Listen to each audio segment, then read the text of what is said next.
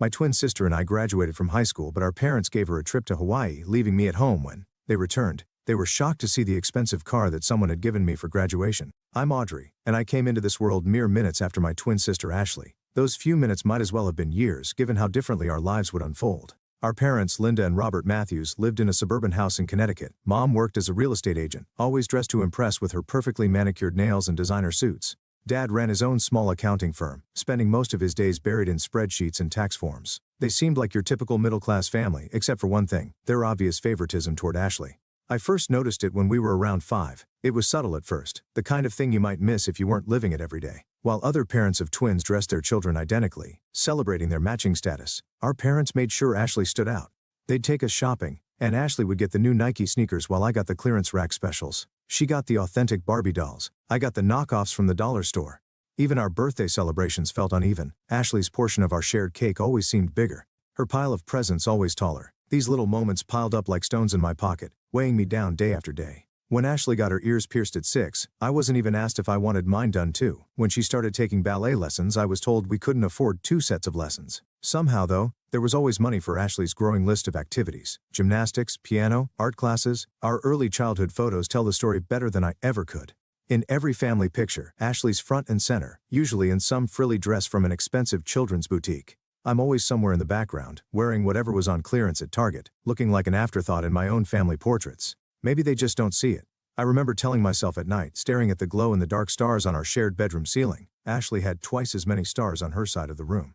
Even the universe above our beds played favorites. The worst part wasn't the material differences. Kids can survive without designer clothes and fancy toys. It was the way they looked at her versus how they looked at me. When Ashley spoke, they leaned in, hanging on every word. When I spoke, their eyes would drift, their attention already moving on to something else, someone else. Always to Ashley. As we approached school age, I held on to hope that things would change. Maybe once we were in school, once teachers and other adults were involved, our parents would see us both equally. Maybe they'd realize that having twins wasn't a burden but a blessing. Maybe they'd finally see me. I remember standing in front of our house that first morning, Ashley and I in our new uniforms, Mom taking pictures. For once we looked identical, same plaid skirt, same white blouse, same navy cardigan. I thought maybe this was the beginning of change. "Girls, smile," Mom called out, but her eyes were fixed on Ashley.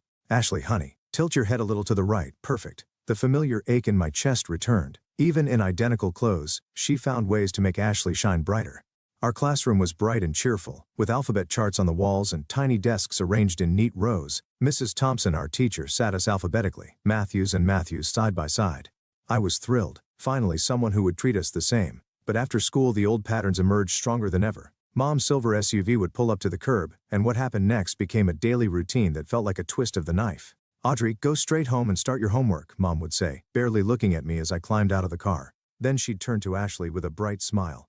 "Ready for dance class, sweetheart?" Off they'd go to ballet on Mondays, piano on Tuesdays, art class on Wednesdays, gymnastics on Thursdays, and drama club on Fridays. I'd watch them drive away, then walk into our empty house, the silence my only companion. I threw myself into my studies, thinking that maybe, just maybe, if I got perfect grades they'd notice me. I'd sit at the kitchen table, methodically working through math problems, practicing my spelling words, reading ahead in our textbooks. The house would stay quiet for hours, until I'd hear the garage door open and their voices floating in, Ashley chattering about her latest achievement, Mom's proud responses echoing through the halls. "Mom, I got an A+ on my history test," I said one evening, holding up my paper. "That's nice, dear," she replied distractedly, helping Ashley unpack her dance bag. "Ashley, show Dad the new routine you learned today." I kept trying. Every perfect score, every teacher's praise, every gold star, I collected them like precious gems, hoping one day they'd be enough to make my parents' eyes light up the way they did for Ashley. Then came the night that changed everything. I was 12, heading to the kitchen for a glass of water after finishing my homework. Their voices drifted up from the den, where they often sat after Ashley went to bed. I normally ignored their late-night conversations, but something made me stop this time. "Sometimes I wonder if we made a mistake," Dad was saying, his voice heavy with something I couldn't identify. "What do you mean?" Mom asked. "Having twins. Ashley would have been enough. She's everything we could want in a daughter. But 2 of them." "I know what you mean," Mom sighed. "Ashley's special. She's meant for great things. But Audrey, she's just there. We would have been fine with just Ashley." The glass slipped from my hand, but I caught it before it could shatter. I wished I could catch my heart just as easily. In that moment everything crystallized. The years of trying to earn their love, of hoping things would change. It all seemed so foolish now. They didn't want me. They never had. I was the unwanted twin, the extra daughter, the one they wished they didn't have. After that night, something shifted inside me. I stopped seeking approval and instead focused entirely on my studies. Turns out, freedom from constantly trying to please my parents cleared my mind in ways I never expected. My grades, already good, became exceptional. "Excellent analysis, Audrey," Mr. Peterson said one day in English class, holding up my essay on The Great Gatsby. "Class, this is exactly the kind of deep thinking I'm looking for." I could feel Ashley tensing up beside me, her pencil tapping against her desk in that aggressive way it did when she was angry. I kept my eyes forward, but I could see her face turning red from the corner of my eye. Similar scenes played out in other classes. Math, science, history, it didn't matter. The more the teachers praised my work, the more Ashley seethed. It came to a head in chemistry when Mrs. Rodriguez asked me to tutor other students. That evening, I heard Ashley's voice from downstairs. "Mom, the teachers are being mean to me. They always praise Audrey and make me look bad. They're doing it on purpose." The next day, Mom stormed into school, designer handbag swinging, heels clicking against the linoleum floors. I watched from the hallway as she marched into Principal Williams' office, where they'd called in Mrs. Chen, our class teacher. "I want to know why your teachers are discriminating against my daughter," Mom demanded. Mrs. Chen, bless her, stayed calm and professional. "Mrs. Matthews, let me show you something." She pulled out our progress logs, laying them side by side. "Here are both girls' records. Audrey consistently scores in the top percentile in all subjects. Ashley's grades are you suggesting my Ashley isn't smart?" Mom interrupted. "Not at all. I'm merely pointing out that Audrey's academic achievements are. This is exactly what I'm talking about. You're all biased against Ashley." No amount of evidence could convince her. When she came home that day, I overheard her telling Dad that the teachers were obviously prejudiced against their precious Ashley. By 16, I was tired of asking for pocket money and watching Ashley get 100% of dollars just for existing. I applied for a job at the Coffee Bean, a cute cafe just a few blocks from our house. It wasn't glamorous work, but I loved the independence it gave me. Plus, my co-workers actually appreciated my presence, a novel experience in my life. Ashley, of course, couldn't let me have even this small victory. "Oh my God, you're actually going to be a waitress," she smeared one morning, watching me put on my uniform. "That's so common. Mom, can you believe Audrey's going to serve people food?" Mom just made a disapproving noise, sliding another $100 bill across the table to Ashley for her shopping needs. That's when I remembered something I'd overheard years ago. A heated phone conversation where Mom had yelled, "I don't want anything to do with you anymore. You're embarrassing with your tiny house and your budget clothes. I've moved up in the world." She'd been talking to her parents, my grandparents, the ones I'd never met because they weren't good enough for her new lifestyle. That evening, while Mom and Ashley were at another shopping spree, I snuck into Mom's home office. In her address book under D4 Do Not Contact, I found it, an address in the older part of town. The next day, instead of heading to my afternoon shift at the cafe, I took a bus to a small blue house with a well-tended garden. My heart was pounding as I walked up the path. I had no idea what to expect, but I knew I had to try. I raised my hand to knock on the door. The door opened, revealing an elderly couple. The woman had gray hair tied back in a neat bun, and the man wore wire-rimmed glasses. They looked at me with confusion until I spoke. "Hi, I'm Audrey Matthews. I think you're my grandparents." Their jaws dropped simultaneously. The woman, my grandmother, put her hand to her mouth. "Oh my God, Frank, it's really her." They invited me in, and suddenly I was sitting in their cozy living room, drinking tea from delicate cups while they couldn't stop staring at me. "You look just like your mother did at your age," Grandma said softly. Before she changed, that first visit turned into many more. I'd tell my parents I was working extra shifts at the cafe, but instead, I'd spend hours with my grandparents, bringing them pastries and cookies from work. They were wonderful listeners, genuinely interested in my life, my studies, my dreams. For the first time, I felt seen. Then came graduation day. The ceremony was typically Matthews family style. I'll focus on Ashley. When they called my name as valedictorian, my parents barely clapped, but when Ashley walked across the stage, they hooped and hollered like she'd just won an Olympic medal. I should have been prepared for what came the next day, but somehow they still managed to shock me. "Girls, we have exciting news," Mom announced at breakfast, practically bouncing in her seat. "We're celebrating graduation in Hawaii." My heart lifted for a moment. Despite everything, I thought maybe, just maybe, this one time. "Honey," Mom turned to me, her voice dripping with fake sympathy. "We only got 3 tickets for us and Ashley. You understand, right? Someone needs to watch the house, and you have your job at the cafe." Ashley didn't even try to hide her smirk as she stirred her orange juice. "Don't worry, sis. I'll send you lots of pictures of me living my best life on the beach." The next morning, I watched from our front door as they loaded their expensive luggage into the taxi. Ashley turned back waving with exaggerated enthusiasm. "I'll make sure to send you beautiful photos from Hawaii. You can look at them between serving tables." As soon as the taxi disappeared around the corner, I pulled out my phone with shaking hands and called my grandparents. The tears I'd been holding back finally spilled over when I heard Grandma's voice. They went to Hawaii without me." I managed to get out between sobs. "They just left me here like I'm nothing." "Oh, sweetheart." Grandma's voice was soft but firm. "Come over right now. We'll have our own graduation celebration." I drove to their house, still wiping away tears. As I turned onto their street, I noticed something unusual. A brand new Mercedes C-Class sedan parked in their driveway, gleaming in the summer sun. It looked completely out of place next to their modest home. "Whose car is that?" I asked as I walked up to their front porch. Grandpa's eyes twinkled as he held up a set of keys. Yours. Happy graduation, Audrey. I stood there, mouth open, sure I'd misheard him. What, but how? I thought. Sit down, dear. Grandma patted the porch swing. We have something to tell you. They explained how, after Mom cut ties with them, they'd invested their modest savings in several tech startups. Those investments had paid off spectacularly, but they'd chosen to keep living simply in their familiar home. Your mother left us because she thought we were too poor, too beneath her, Grandpa said, shaking his head. The irony is we're probably wealthier than she is now. We just don't feel the need to show it off. We've been waiting for the right moment to help you, Grandma added. And this seemed perfect. I hugged them both, overwhelmed by their generosity and love. They ushered me inside where they'd prepared a beautiful graduation lunch. The table was set with their best china, and a congratulations graduate banner hung across the dining room. Over homemade lasagna and garlic bread, they asked about my college plans. Actually, I said, feeling proud, I got accepted to Princeton with a full academic scholarship. I start in the fall. Their faces lit up with genuine joy, so different from my parents' lukewarm reaction when I'd told them. That's wonderful, Grandma exclaimed.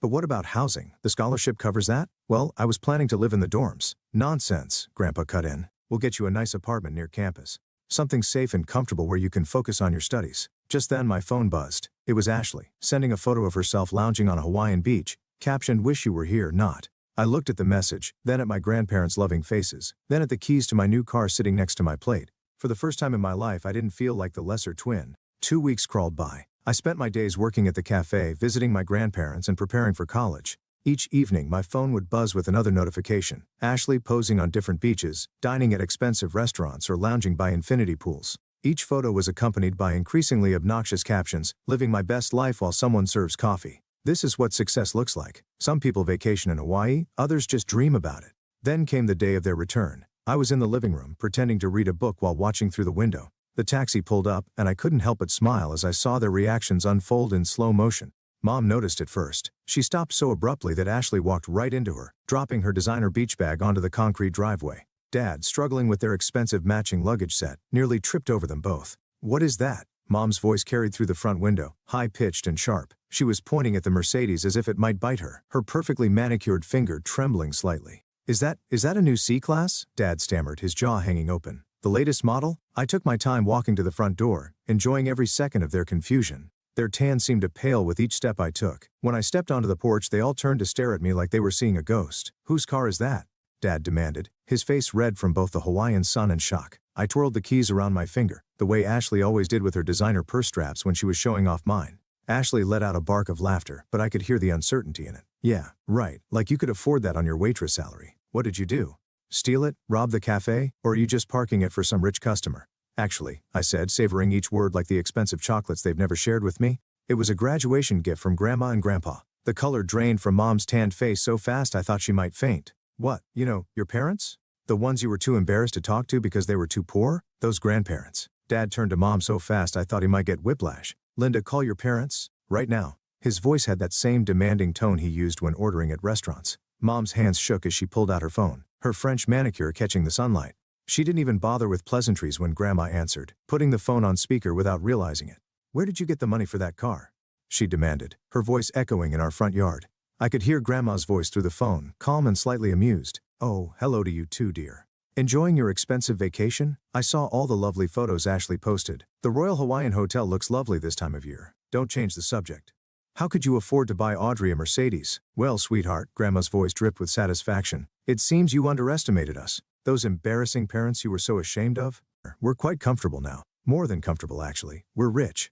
Mom's entire demeanor changed instantly, her voice becoming syrupy sweet. Mom, I've been thinking, maybe it's time we put the past behind us.